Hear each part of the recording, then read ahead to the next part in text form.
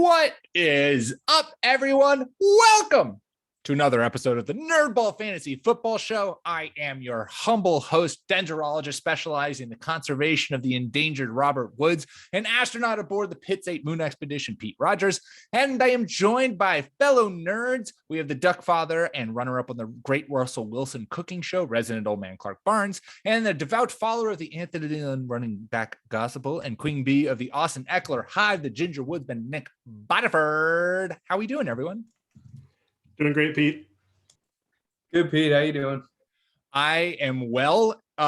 Nick, I know you for one were relishing the this sudden destruction and demise of Facebook and its entire enterprise that went down today. We'll see. We'll see how long this lasts. But yeah. Oh, I'm pretty sure it's already back up on some level. Okay. But it was fun while it lasted. It lasted. I've thoroughly enjoyed watching Twitter panic over the boomer generation coming to Twitter and being like, no, we don't want this. But you know, alas, the world is not rid of Facebook yet. Right. Who's the big Marvel villain who kills everybody? Thanos. With the rocks. I would Thanos social media in a heartbeat.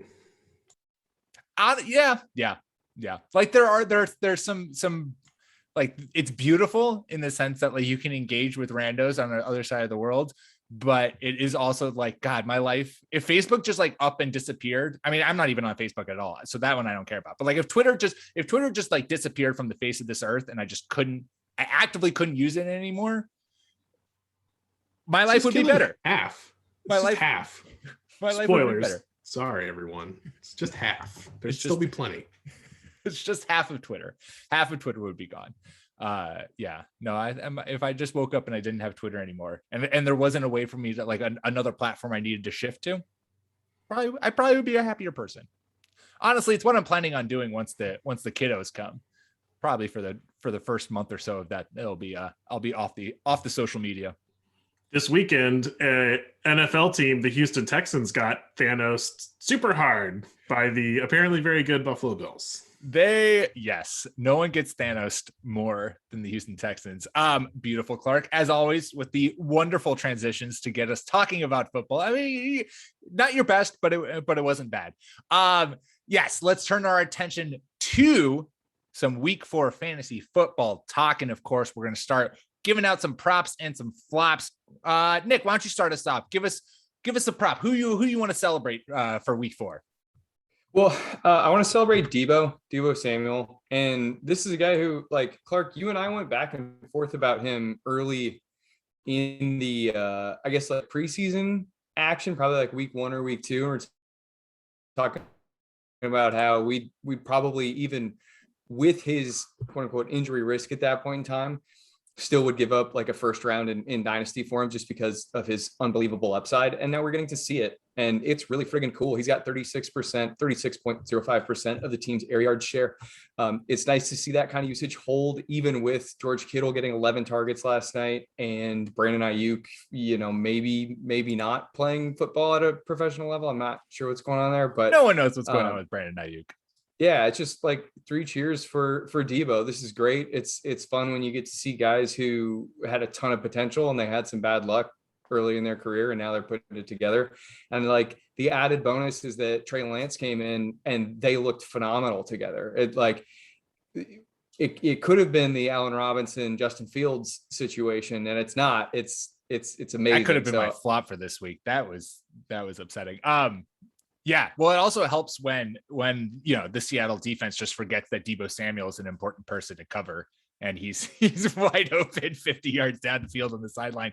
And things are only going to like the 2 things I'll say about Deebo. First of all, we introduced it last week, and so you should all go check it out. NerdBallFF.com obviously is the site, but we've started to put forward our strength of schedule using Patty's metrics and efficiency ratings. And so you can look at, we have projections for the coming 4 weeks and then for the rest of the season. If you look at the rest of the season from a pass defense standpoint, the 49ers, the 24th ranked schedule for that, which is, 1, 2, 3, 4, 5, 6, 7, 8, 9, 10th, top 10 in easiest pass defenses moving forward and for the rest of the year. And so that's like Debo already taking advantage of that, and things are just getting easier. And the other thing too is that his role in this offense has kind of changed. Like he's no longer the negative A-dot guy who they just throw the ball backwards to and he uses his yak ability to make yards. Like he is getting open down the field, and Trey Lance and even Jimmy Garoppolo are hitting him. And so like, that is just something, it's like another tool that he has in his tool belt, and it's showing. And that's what's made him a wide receiver 1 for the wide receiver 3 so far this year. Yeah, that's a really great point. So like he's at 7.7 targeted air yards per target. And that's like on the shallow end of a typical X receiver. But last year he was at 2.1 targeted air yards. And the year before, I don't even know if he registered enough snaps to like show up in next gen stats, but like pretty big role shift in that regard. You love to see it, especially. And the football gods seem to be conspiring against Kyle Shanahan's player management, which is good for football fans. Yes. Thank you, football gods, for intervening and not making Kyle Shanahan himself too hard. Clark, who are you handing out props to this week?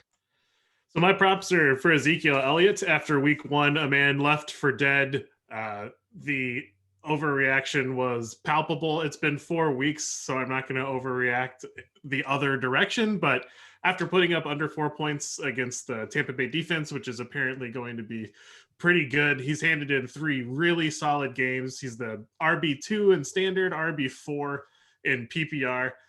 Tony Pollard is actually getting his due as well, and it is helping. So all of these things are good. He's splitting a little time. And Dallas is they are just marching the ball down the field and scoring a ton of points. It feels akin to, and I know this aggravates fantasy managers, but like the Aaron Jones, Jamal Williams split backfield that we've seen before, where it's like, the Packers utilized Jamal Williams, gave him a pretty solid role last year or in years past, because Aaron Jones was a smaller back. They wanted to keep him healthy. And it still allowed Aaron Jones to be a top 5 fantasy back and Jamal Williams to have a pretty solid, flex floor. And that seems to be the thing that they're doing, is Mike McCarthy doing out in Dallas, where you're right, Clark, like Tony Pollard we've seen huge Tony Pollard games, and he has a pretty like solid baseline floor. He had 10 carries last week for 67 yards against the Panthers, or this week against the Panthers. And like, that's a solid floor for him. And yet Ezekiel Elliott isn't impacted by it at all. The two can work harmoniously from a fantasy standpoint. And you love to see that. You love to see that this backfield can house 2 running backs, and that that Tony Pollard having touches and value only seemingly is helping Ezekiel Elliott be fresher, be able to rack. I mean, like he ripped off like a 50+ yard run against the Panthers. And I tried to think of like, when was the last time we've seen Ezekiel Elliott do that? Yeah, that was the first one for the year. They were gashing the Panthers pretty bad. The Panthers pass rush looked really good, but that kind of exposed them in the run game also. So I support the props here, but I think that this usage is going to ebb and flow as the season goes on. They've had double-digit touches, like both backs, in 3 or 4 weeks, and the receivers are kind of getting left hung out to dry. So I'm like, I might try to, if you could sell very high on Ezekiel Elliott, I might see about it. Clark, talk to me. I think you're if you don't believe in Zeke, now is the time. I believe someone tweeted the other day, like, what's your biggest like fantasy flaw? And mine is I don't fall out of love with players. And I've loved Zeke in fantasy for a long, long time. And so I'm sometimes blind to the end of players' careers. So that's a known flaw. Having said that, I'm like, nope, just keep Zeke. You're totally right. I think Dak putting up, what was it, like under 200 yards or, not very many yards, but like 4 touchdowns. That is not going to be an every week thing. And Zeke getting 130 yards and a touchdown is not going to be an every week thing. But I think Zeke remaining the workhorse back and getting very, very good production each week is here to stay. Well, so and that may be the case when I'm saying that like the usage may fluctuate. It could just be that Pollard gets relegated, but like the other outcome, of course, is that they both stay in like a 60-40% usage role. And if that happens and they go back towards the pass, then both guys are kind of getting dinged. I don't know which one it's going to be, But yeah, I don't know. I mean, if you can get like Antonio Gibson and a wide receiver 2 for Zeke, like I'd probably do that. Antonio Gibson is not even as good as JD McKissick, Nick. Why would you want Antonio Dude, Gibson? if you could get the whole Washington backfield for Zeke, I would probably do that. Oh, perfect. Speaking, Clark, you said of people who you just can't fall out of love with. You are a committed soul. I have to give props to both you and to Cordell Patterson, who's just been like absolutely incredible to start this year. And the fact that like 30-year-old Cordell Patterson is now blossoming under Arthur Smith and is the RB2 in PPR leagues, which is utterly insane to me. He obviously went on a tear this past week against Washington, catching 3 touchdowns on his 6 targets and 5 catches. But like it has just been, he has been beautiful to watch, and he feels like the early favorite for that, coveted. Who is the guy who you added off waivers that won you your fantasy league? And to start through the first 4 weeks of this season, that title goes to Cordell Patterson. Yeah, and a Falcons offense that is just absolutely impossible to watch and enjoy. He is the lone bright spot. You thought this is the usage that I feel like everyone was like Calvin Ridley is going to just go off the charts because he's the only person there. And little did we know there was only one person on Boomer Twitter that knew about Cordell Patterson being the RB1 in Atlanta, and it was Clark fucking Burns. Yeah, I think you did a good job introing it, Pete, by calling him the Cordell Patterson. Like that, I think that puts a nice amount of respect on his name. I feel like that should be his name. He should legally change his name to the Cordell Patterson. It's amazing. I always love it when players who enter the league perceived as just like a gadget player or just like they have this niche role. And Cordell Patterson has made a career off of being an elite kick returner and punt returner. The fact that, but now that it's like all working for him, it's amazing, especially when you're 30 years old and everyone has kind of been like left you for dead. And here you are putting up ridiculous numbers and being a top 5 option in fantasy across multiple positions. You got to give props where you can. All right, let's get negative. Let's look at week 4 from a critical lens. And I'll start with a flop. And my flops, Baker Mayfield needs to learn how to throw a good football, because I watched the Browns Vikings game all prepared, sitting next to my lovely wife, Becca, who had Odell Beckham on her roster. And I was like, Odell is going to eat. This Viking secondary is terrible. He's going to get open. And, this is a great smash spot for Odell. We saw it when he came back last week. He saw 9 targets coming off of that ACL. He was ready to eat, and he did. He was open. He was ready to eat, and Baker couldn't hit the side of a goddamn barn with a throw. If you go find Ian Hartitz on Twitter, he tweeted out a video just with the caption "pain," and it's like 4 different plays where Odell Beckham is wide open for a touchdown or a huge gain, and Baker just throws it uncatchable. So Baker, please go learn how to throw a football so that Odell Beckham, who is healthy, who's ready to go, who's looking good out there, can achieve the wide receiver 2 with wide receiver 1 upside status that we know he can do. Let's finally have Odell be thriving in Cleveland. It would be just horrible poetic justice if he was healthy, ready to kick ass, and then Baker Mayfield decides that he can't throw it to Odell in any kind of realm of his zip code. Soul crushing.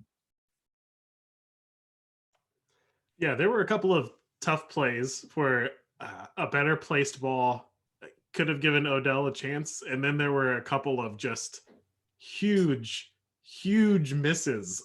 This has been a problem since Odell signed with the Browns. He has never been able to get on the same page with Mayfield. And I mean, for those who didn't have a chance to watch the game, there's a play where, it's a crucial 3rd down. Odell Beckham is wide open, like not NFL wide open. I mean, he's like intermediate school football wide open, and Baker Mayfield just poops the bed and throws it like 10 yards to the right and behind him. At his feet.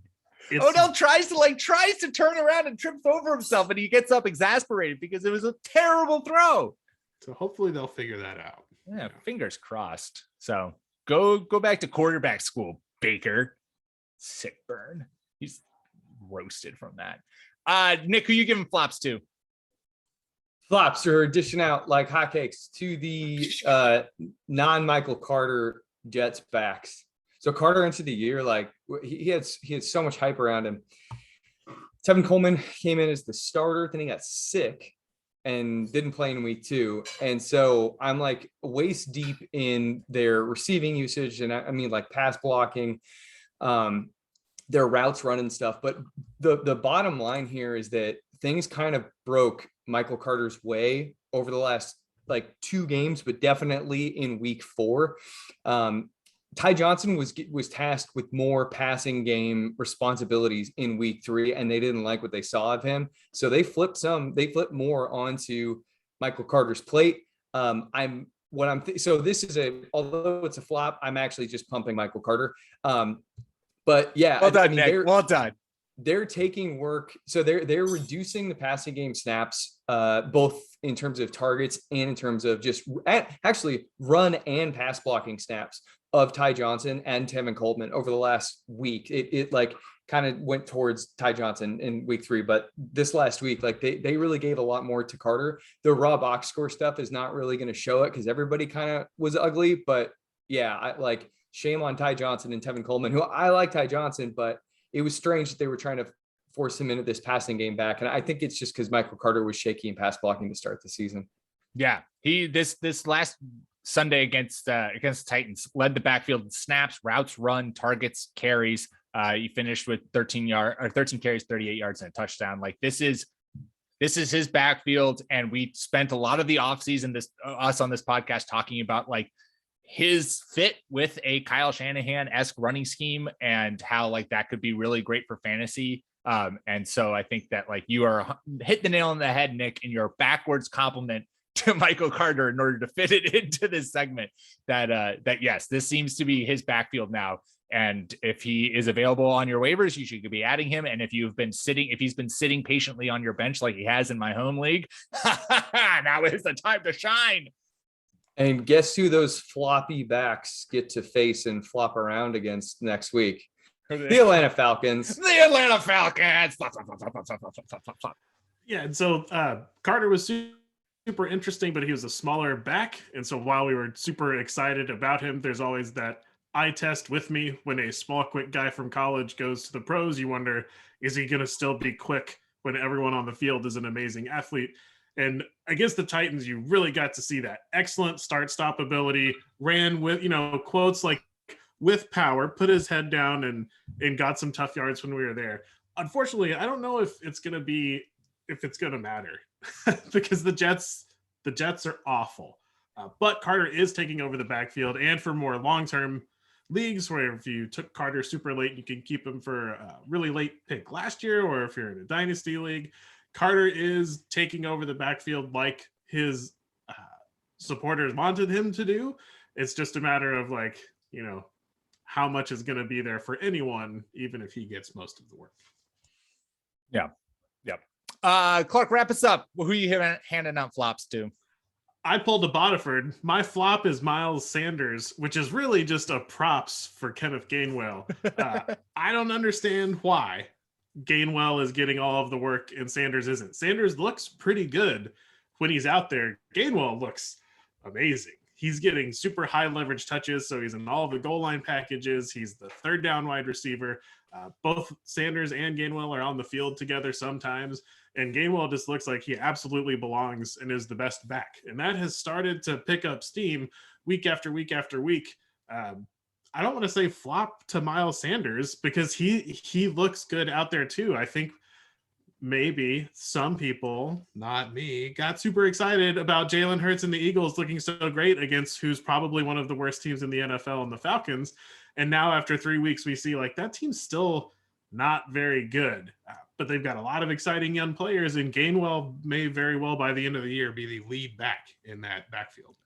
Yeah, it feels to me that like this. So I was on our Starts and Sit podcast. I was touting Miles Sanders for this being a smash week for him because he was going up against the Chiefs defense that is terrible. They're 31st in the run against the run in NEF rating, and so like this was a smash spot.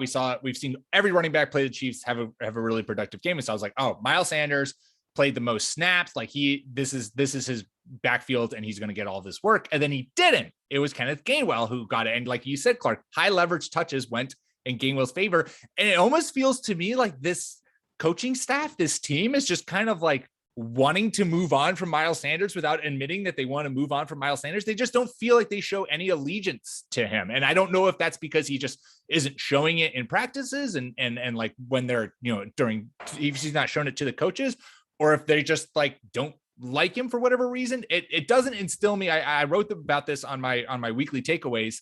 I think it's time to worry about him. And if you're a Miles Sanders owner, I would try to get out from under him. And I wouldn't realistically consider him anything other than like a mid to low tier RB3 from here on out.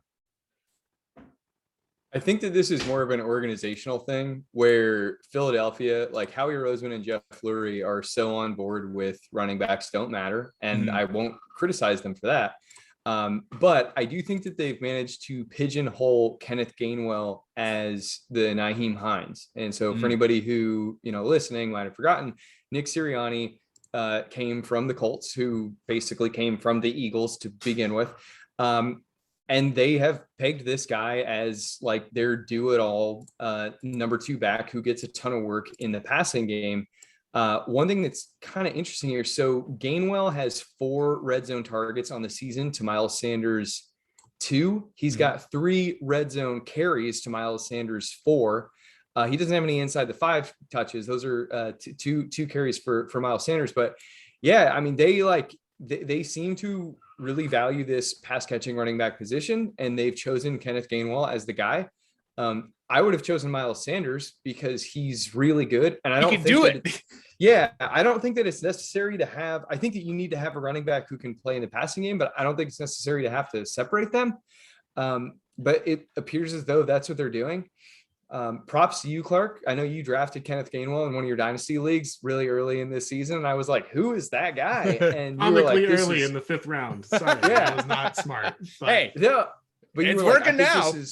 You said something like, I think this is one of the biggest players to land somewhere. And I'm so excited to see. And I was like, I've never even heard of this person. And when he went to Philadelphia, I was like, well, Miles Sanders, he's going to do his thing.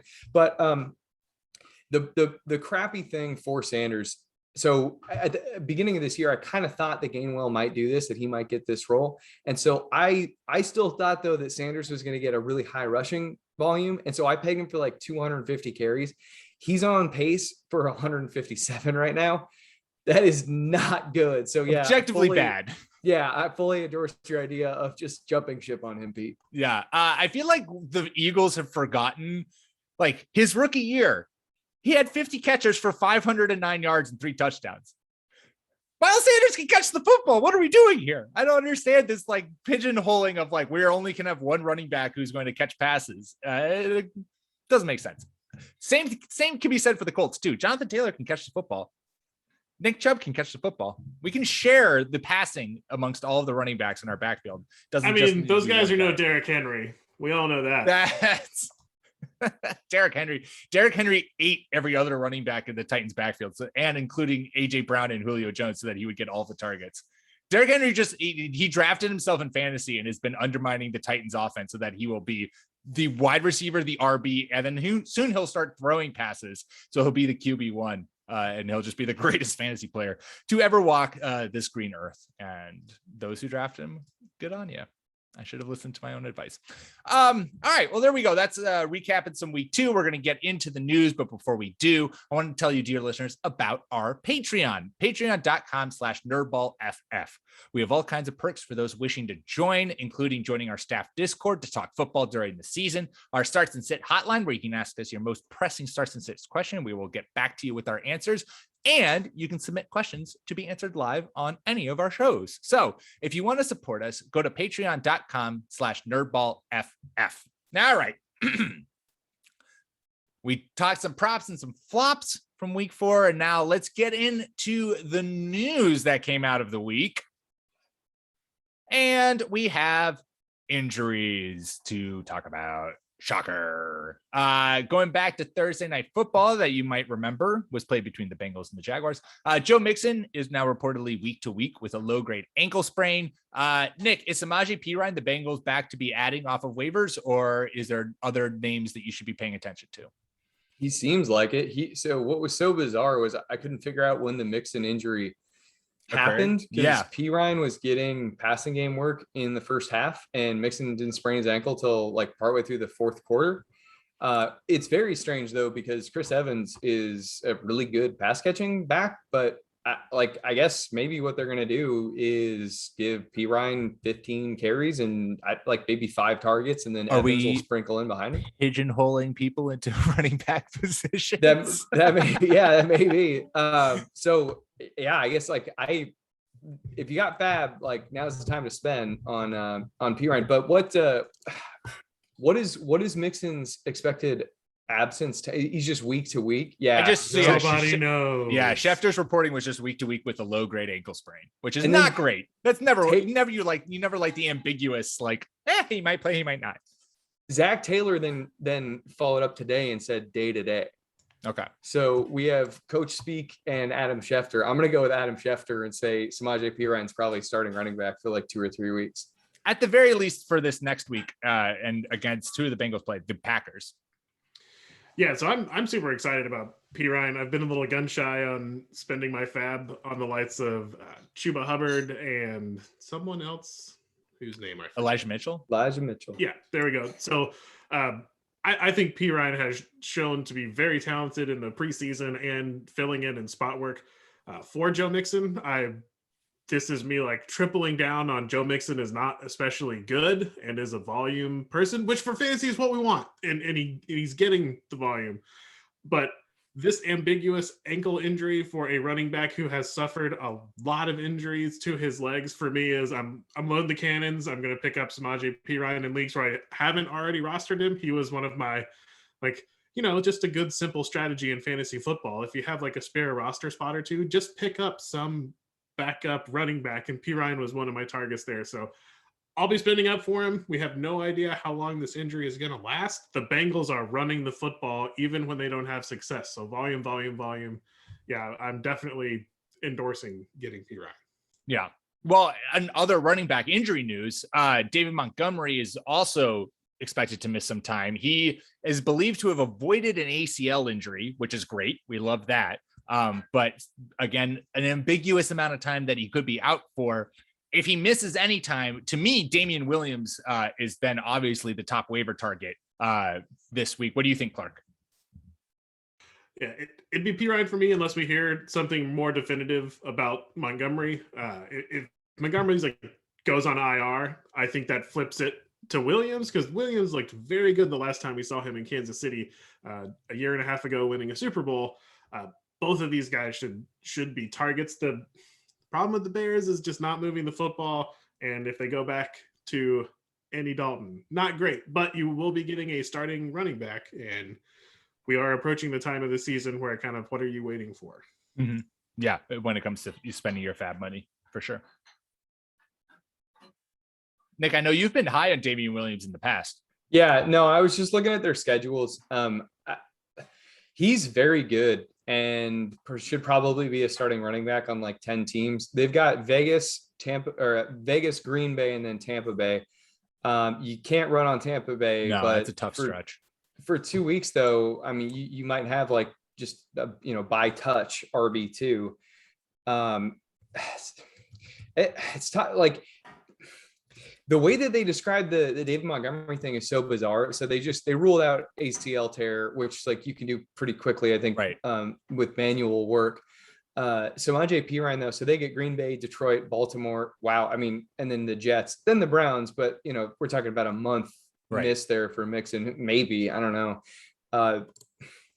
But Perine has more backfield competition. I think if you need backfield help, just throw fab on both of these guys and take the time to add or drop the same guy for both of them, and then put in contingency plans and do the pain in the ass thing. But yeah, I pick your poison and make sure you pick the other poison as the immediate backup though too. Yep, I think that's a good call. Yeah, Damian Williams came in for David Montgomery against the Lions. 8 carries, 55 yards, 1 touchdown, and 15 yards to the air. So like, I think both of them, they're walking into starting RB1 workloads. Whether or not they will actually produce RB1s is, that's on them. But like, this is huge workloads that they're both stepping into. The schedules feel good. It's definitely both of those guys are atop waiver wire rankings, in my opinion. Moving on to wide receiver news. Oh my God, more injuries. DJ Chark out indefinitely with a fractured ankle, and it was placed on IR, which I think I didn't see anyone specifically say that he is done for the year, but a fractured ankle going on IR, I think that probably wraps up DJ Chark's season, which sucks because, I love me some DJ Chark. But we saw Laviska Shenault finally kind of get it going against the Bengals.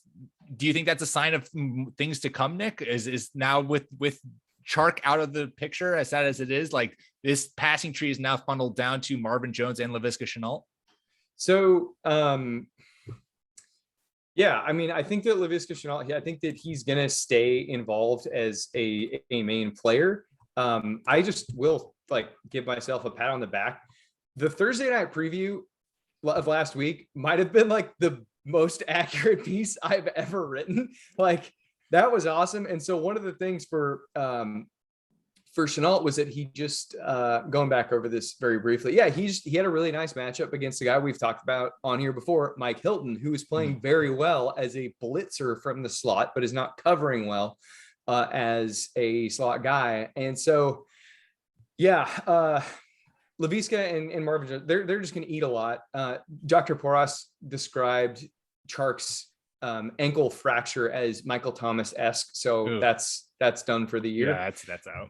So yeah, if Laviska is floating around out there, I know some people personally who dropped him recently, and you're looking at 8 targets a game maybe. And he was also with Chark no longer on the field. He was used downfield more than what he was being used intermittently, kind of again, what we talked about with Deebo Samuel at the beginning, whereas Laviska Shenault was using around the goal, around the line of scrimmage. And then when Chark came out, he had some big plays down the field against the Bengals, and that ultimately ended with I think 99 yards. So it could expand his game too. And he's no longer kind of a gadget yak guy, but can get down the field, which is something Laviska Shenault can definitely do. Yeah, for me, I mean, to answer the question expressly, yes, this means more work for Laviska Shenault, but it means more work for Marvin Jones as well. And does that matter? I mean, the Jaguars had a good game against a terrible team who's winning with gusto and field goal kicks at the end of the games. So good for the Bengals, but they're not good, right? So if you're not excited about Marvin Jones or Laviska Shenault, and there are other people in your league who are, now's a really good time to move on from them. But they should both produce okay, because Trevor Lawrence is throwing the ball, and Marvin Jones and Laviska Shenault are both incredibly talented. There's just going to be a lot of games like what we've seen from the Jaguars where they're just getting killed, and Trevor Lawrence just doesn't have any time to get them the football. Yeah. I mean, it also doesn't help when your head coach abandons his grandchildren to go on a dance floor in a bar next door. But who's to say? Yeah, I completely missed that. And I'll just let everyone know who did as well that my life still feels complete and fulfilled. Clark, this is devastating news for both of us. Will Fuller injured yet again. A broken DJ finger. Chark and Will Fuller. The football gods are conspiring against me and Shanahan. This is crushing for Clark. Yeah. So another injury setting Fuller back. He's a broken finger, which also gets the dreaded week-to-week designation. It's a bummer. It sucks, Clark, to see him still struggle to stay healthy this year. Yeah, I mean, broken finger, a little bit of an anomaly. One of those, it's football. Guys are running into each other at speeds and with violence that we mere mortals can't imagine. But yeah, it sucks. I mean, he was already kind of riding the pine with Tua out, but the broken finger at least makes it easier to make those decisions. Hopefully he'll bounce back. Miami will need him. Him and Tua may come back to a playoff contending team, and that'll be exciting, but it's just going to be a few weeks off from old Fuller. Yeah. All right, and moving on into quarterback news. Teddy Bridgewater out with a concussion, and Jimmy Garoppolo left with a calf strain. Now, you're never excited about an injury, and I hope both quarterbacks can come back fully healthy and quickly. But Nick, there's certainly one quarterback situation here that's a lot more exciting from a fantasy perspective than the other. Yeah. But maybe not, because evidently, well, now like an hour or two ago, I think it was David Lombardi, who reported that yeah. Say with more disdain, Nick. This is why you got to watch the YouTube show, folks. So Lombardi reported that it was not a calf strain, it's a calf contusion. And so that can heal. I mean, that just means like badass bruise. And we see bone bruises keep guys out for a week or two. But Dr. Chow was comparing this to somebody, and I'm totally drawing a blank as to who it was. But yeah, it's just a really, really bad bruise in his calf. And so it is now possible that Jimmy Garoppolo can come back this week. I don't think he will. I think it'll be another week of Trey Lance. Unfortunately, he has to face the Cardinals front seven, which is like kind of loaded. But chucking it deep to Debo and then running when the room's there, that'll be a lot of fun. As for the Denver side of things, this is what in my opinion, this is what they should have done all year. You roll with Locke and you either find out if he can compete with Patrick Mahomes or if he takes you to 0-17 and you get a chance at the number 1 overall pick. Teddy Bridgewater is going to get you the 15th pick. And that's better for the team, everybody's jobs, all of the fans in Denver, and like general reason. But if you want to get a good quarterback, like this is the sacrifice you got to make. So I don't know. I'm going to live it up with the Lock show. I charted all of his targets today, but I'll go over that on Thursday. I just love. This is a good idea generally for like the smart people involved, but fuck them. Truly masochistic charting Drew Lock's throws, because he does have some beautiful ones. Oh God. But then doesn't.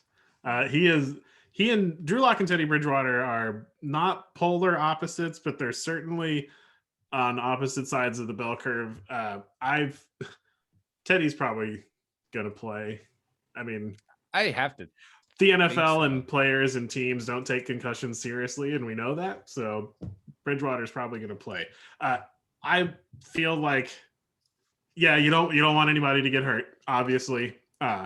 But to trot out a hobbled Jimmy Garoppolo when you have if Kyle Shanahan goes back to Jimmy option, G, it's a fireable offense.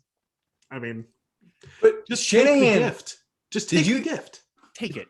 You have an out. Shanahan after the game was like, well, that's why he was number 2. He played like we thought he would. Like he just shit on him. And Kyle Shanahan wasn't loved as a child. Problem? I feel like that's what this all comes down to. I'm so sick of this shit. He's like the best friggin' play caller in the NFL, and I was talking about this with some buddies last night. He is the antithesis of Pete Carroll, who Pete Carroll can keep a record that someone might have had an affair with Russell Wilson's wife, that Percy Harvin and Golden Tate got into a fist fight and blackened each other's eyes in Super Bowl week. He can keep that in the building, and he can run an offense into the ground. Kyle Shanahan can make magic happen with CJ Beathard, but the way that he handles players is just abominable. He's led Tasso. Yeah. It's a reference I don't get, but good. I'll take it. Led Tasso? I know Ted Lasso. Ted Lasso, yeah. Is that what you're talking about? No. Oh, Clark is leaving the show. Okay. I got called a boomer earlier in the podcast, and then I mentioned a topical show reference that no one got. It might be time to retire. Oh, the resident old man. All right. Finally wrapping up the news. Speaking of a coach who should get fired immediately, Matt Nagy still thinks Andy Dalton should be their starter, despite the fact that he sucks. I don't understand how you can watch some of the throws that Justin Fields made last week and then be like, we're going to go back to the guy who averages 4.2 intended air yards per target or whatever. The hurry up drill in week 1, when they're trying to catch up, and they're calling screen passes in the fourth. It's like 3rd and 15 in Andy Dalton. Throwing ground balls. They're skipping off the ground before they even get to the receivers. Like, what do you, for anyone who's still wondering, like, should you start the rookie? How can it get worse? You're not going to be worse than Andy Dalton. Go to my Twitter feed and watch the video of Justin Fields throwing a rope to Allen Robinson on the sideline between two defenders, like 40 yards down the field, and tell me, yeah, no, let's bench this guy for Andy Dalton. Tell me that. That's all I have to say. All right, there's the news for the NFL. Let's get into our worry panic scale index. And this week we got a sound drop. We're all worried. We're all panicked. You'll just have to imagine the sound drop. Yeah, this chaos has descended upon the world, and we are all now currently living in it. So we've got two players, courtesy of Nick. Nick is going to give us some people to talk about. We have our worries, like I said, our patented worry panic scale index, where 1 is you don't even know there was something to be worried about. 5 is your shirt is showing some small pit stains from your nervousness. And 10 is the zombies have broken through your barricade and you're trapped in the corner with nothing but a ballpoint pen and a 5-year-old shin guard wrapped around your wrist, and you're fending for your life. Nick, start us off. So first one is Alvin Kamara, and I think that it's probably at like a 5. So he had 26 carries this week and 0 targets. And he's had this really bizarre thing where every year to start the season, he has at least one game of double-digit targets, like every year of his career. In one year he had 20 in week 3. Like he just, the guy is a wide receiver who gets to play running back. And right now his target totals through 4 weeks are 4, 6, 4, and 0. If he can sustain this kind of 26 carry usage, like, so Tony Jones was carted off, like, okay, I guess he can get the job done that way, but targets are so much more valuable than carries are. A reception is like 7.1 yards for a running back, where, average carry is just over 4. So I'm worried because I don't know if we're going to continue to see this kind of volume. Like we can't forget, we had that infamous, inebriated Sean Payton quote from 3 years ago where he looked at Evan Silva at the combine and said, "Alvin's soft." And like, is he going to load him up like he's Derrick Henry? If that's the case, then okay, then I'm not going to panic. But right now, this kind of passing game usage is not going to cut it for a first round pick. Yeah, I think I am at a 3. I think I would definitely ratchet up if we had like a couple more weeks of a very low work in the passing game.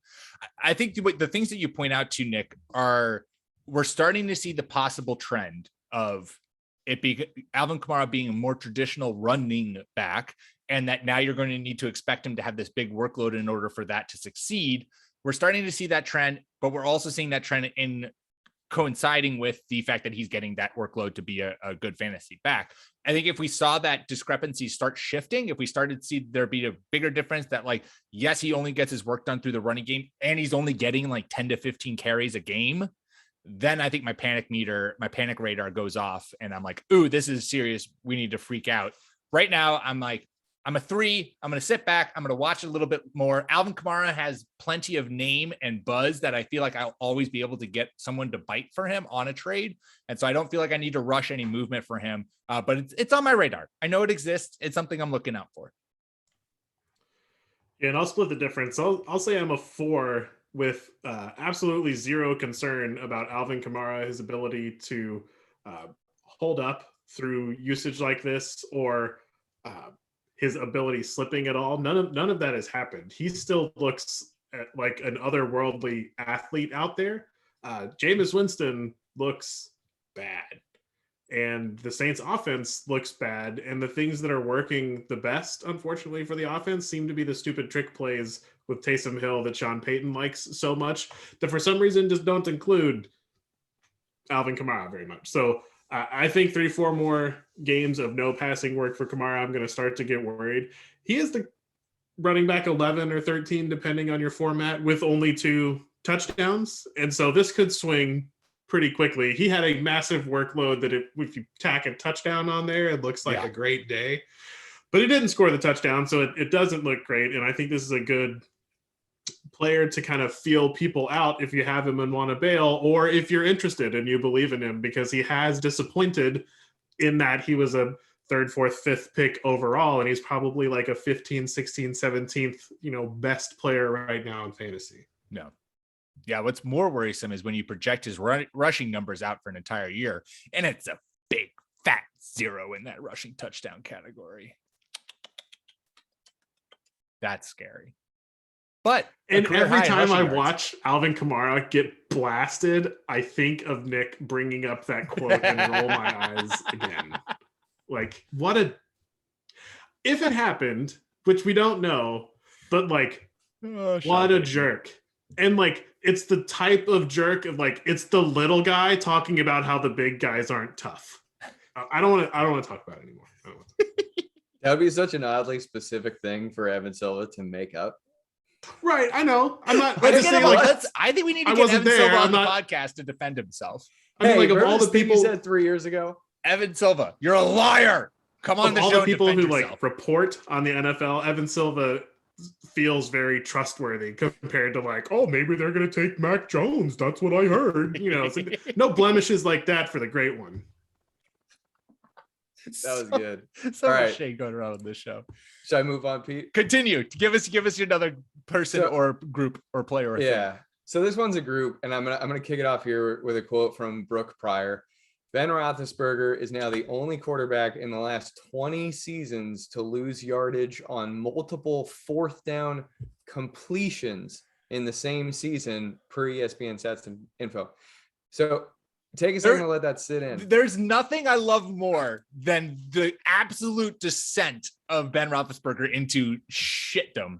I am basking in this. This is beautiful to me. Yeah, I feel you. I'm right there with you.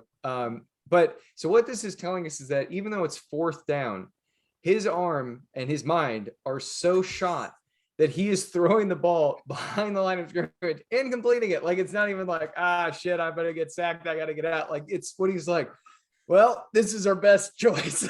This is all we can manage at this Let's point. throw it to JuJu on the drag and hope he breaks 5 tackles for the first down. So, but like, this is the most times this has happened in 20 years. And it's only week 4. What is that number going to be at the end of the season? So what I'm concerned about at like, I guess like an 8 or a 9 is the wide receiver position in Pittsburgh. There's no one here is wanting for talent. Deontay Johnson, Chase Claypool, JuJu Smith-Schuster, even James Washington. They're all like phenomenal players, but it's really troubling that we've had Deontay Johnson. He missed week 3. Chase Claypool was only able to turn that into 96 yards. He had 9 catches like that, bravo. But then vice versa, Chase Claypool misses last week and Deontay Johnson, just on sheer volume, he, his similar yardage, 92, he was able to find the end zone. And JuJu, like, Jesus Christ, he was crying on live television on the sideline last week. Because you remembered that he had a contract from the Chiefs that he rejected. And the Ravens. Like, what are we doing, JuJu? I think the Lamar Jackson, we're all big fans of him, but his passing volume's low. But he's looking at that and being like, shit, I wish I had like a handful of Lamar Jackson. At least he throws the football. Exactly. So, like, how are you guys treating? I mean, JuJu is like a wide receiver 5 at this point. Are you treating him as anything other than that? No. Like, what are you guys panicking? What are you on the whole wide receiver room in Pittsburgh? Where are you guys?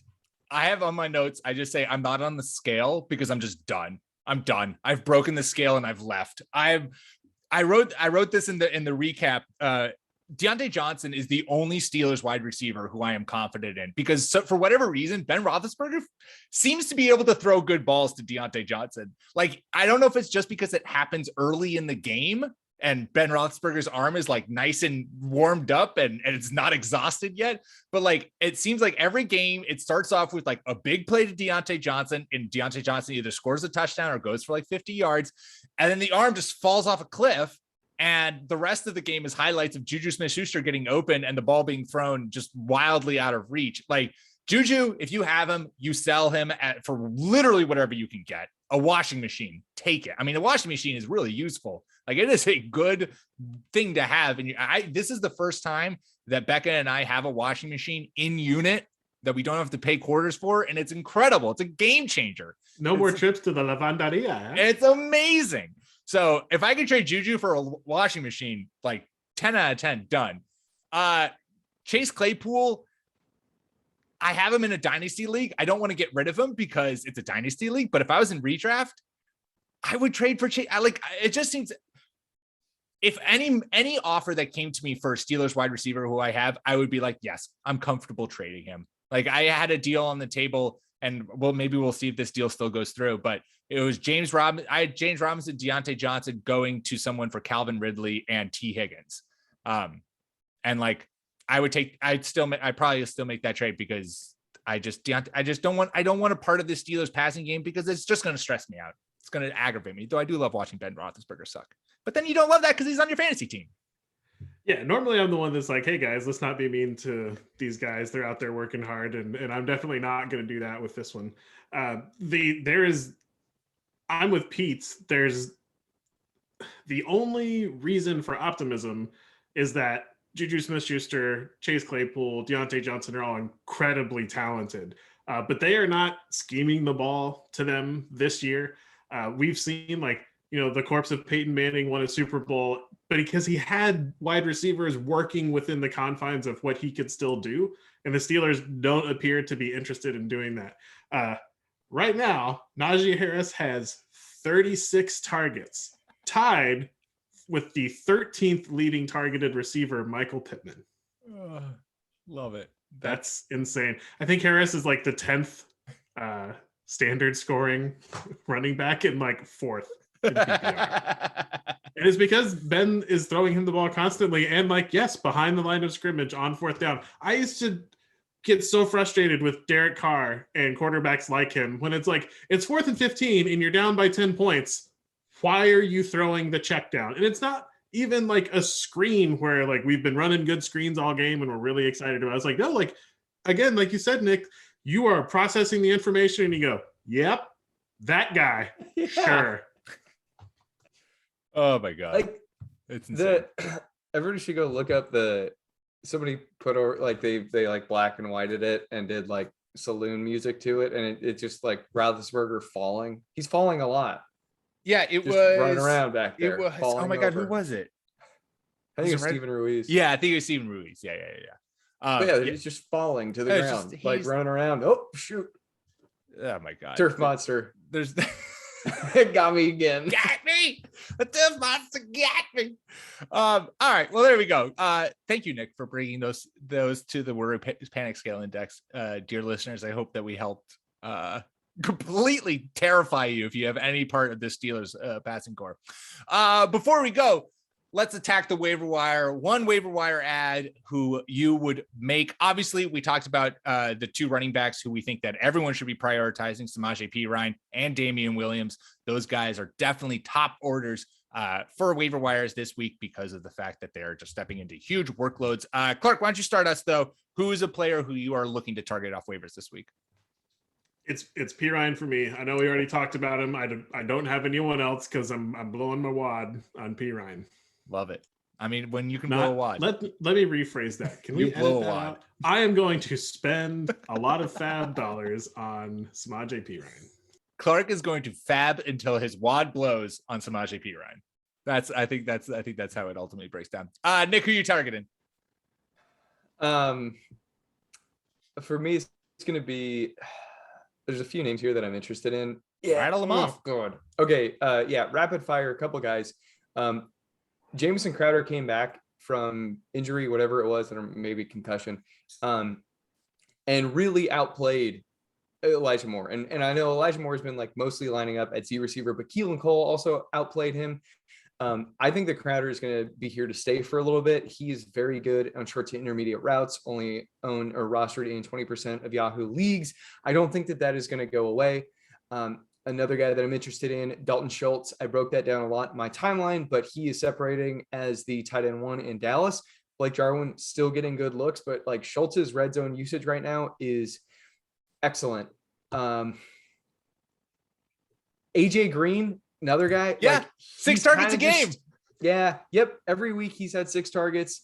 And guess what? He's a wide receiver 3. And he looks a lot better than I thought he would look. My apologies to AJ Green on that one. It turns out that if you're playing for an organization you hate in Cincinnati, you might not try very hard. And I can't fault him for that. So yeah, go have a gander at the waiver wire, everybody, and see if those guys are available. Yeah, I like all of those. Also, we saw our first real Kadarius Toney action with the Giants dealing with all kinds of injuries at the wide receiver position. That man is explosive and frisky. He played 51 snaps and led the team in targets and ran the second most routes in his first start. 6 catches for 78 yards. I'd take a flyer given the fact that Sterling Shepard is out, Darius Slayton is out. You're going to have Evan Ingram will probably miss time again because that man is always injured. So they've invested so much in him in the draft that I'll take a flyer on Kadarius Toney, who might be good. Yeah, I mean, all I really knew about Toney is that a lot of draft nicks who I respect said that he should not have been picked where he was and that he was going to be a disappointment.